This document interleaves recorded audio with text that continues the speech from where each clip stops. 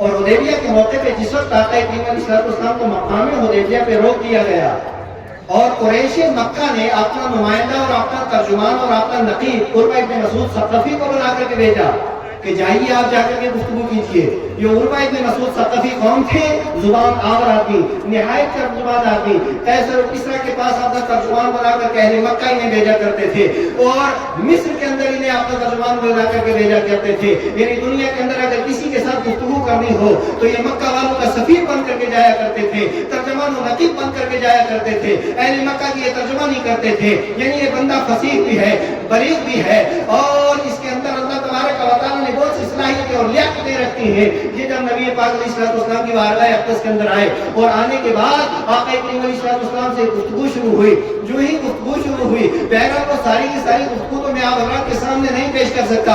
اب یہاں جب گفتگو ہوئی، گفتگو ہونے کے بعد جب واپس اہل مکہ کے پاس گئے، اہل مکہ سے کہا او مکہ والوں سنو، میں تمہارا خیر خواہ ہوں، میں تمہارا ترجمان و نقیب رہ چکا ہوں، میری بات سن لو. بہتری اس میں ہے کہ محمد عربی کا کلمہ پڑھ کر کے دامن اسلام سے وابستہ ہو جاؤ. مکہ والے کہنے لگے آپ تو فصیح و بلیغ ہیں، ہمارے سفیر ہیں، ہمارے ترجمان ہیں، ہمارے نقیب ہیں، یہ کس طرح کی بزدلانہ باتیں کر رہے ہیں؟ کہا نہیں، بزدلی والی باتیں نہیں. میں بڑے بڑے بادشاہوں کے پاس گیا ہوں، قیصر روم کے پاس گیا ہوں، میں کسریٰ کے پاس گیا ہوں اور کسریٰ ایران کے پاس گیا ہوں، عزیز مصر کے پاس گیا ہوں. بڑے بڑے سلاطین کو دیکھا ہے، بڑے بڑے حکام کو دیکھا ہے، بڑے بڑے حاکموں کو دیکھا ہے، بڑے بڑے لوگوں کو دیکھا ہے، بڑے بڑے تاجروں کو دیکھا ہے. لیکن اللہ کی عزت کی قسم، صحابہ کرام اور حضور کے مقدس صحابہ نے جیسے حضور کی عزت و ناموس کے اوپر پہرا دیا ہے اور حضور کا ادب جیسے صحابہ نے کیا ہے، روئے زمین پہ ساری کائنات میں کسی نے ایسا ادب نہیں کیا ہے. وہ کیسے؟ نبی پاک علیہ السلام جس وقت وضو فرماتے تو حضور علیہ السلام کے وضو کا ایک قطرہ بھی زمین کے اوپر نہیں گرتا اور صحابہ کرام وہ پانی لے کر کے اپنے چہرے کے اوپر مل لیتے.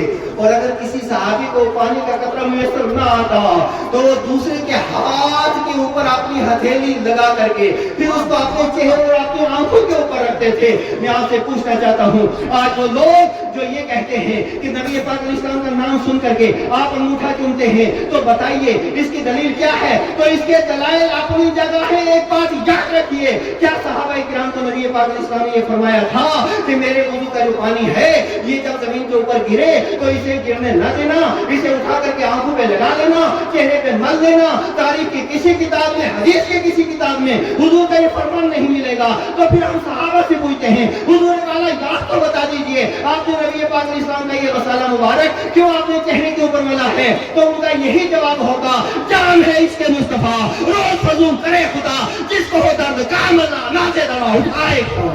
نعرہ تکبیر، نعرہ رسالت، خلیفہ حضور تاج الشریعہ، نعرہ تکبیر، سیرت النبی کانفرنس، عشق محبت، عشق محبت، عشق محبت، عشق محبت، نعرہ تکبیر.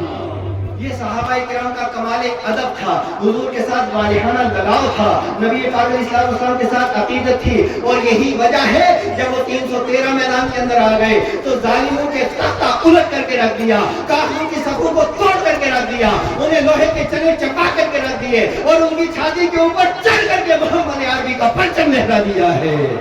حضرات گرامی وقار، میں یاد کر رہا تھا صحابہ کرام رضوان اللہ تعالیٰ علیہ اجمعین نے کیا ادب کیا مصطفیٰ کریم صلی اللہ تعالیٰ علیہ وسلم کا.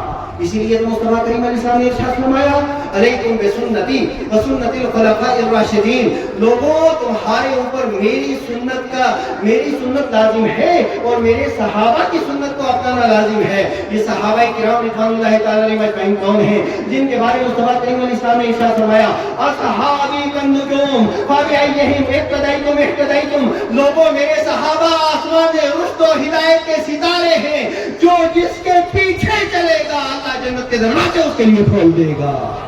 حضرات گرامی، نبی مکرم صلی اللہ علیہ وسلم نے دیکھو، ارے سنے جنہیں اپنے تقویٰ کے اوپر گھمنڈ ہے، جنہیں اپنی تحقیق کے اوپر جنہیں فخر ہے، وہ آئیں ذرا میدان میں اور مصطفیٰ کریم علیہ السلام کا یہ فرمان سنیں کہ تو لوگوں ایک عام آدمی جو صحابی رسول نہیں ہے وہ کتنا بڑا مفتی ہو، محقق ہو، मुदक्किक हो, गौस हो, कुतब हो, वली हो, ताबी हो, मुजतहिद हो, कोई भी उसका मकाम हो, तो आका इरशाद फरमाते लोगों, अगर वो ओहद पहाड़ के बराबर सोना खर्च करेगा और मेरा सहाबी सिर्फ जो एक मुट्ठी या आधी मुट्ठी खर्च करेगा, तो अल्लाह के नजदीक ये ओहद के बराबर सोने खर्च करने वाला उस मुट्ठी के बराबर या आधी मुट्ठी के बराबर नहीं हो सकता है जो अमीर माविया ने अल्लाह की राह में खर्च किए।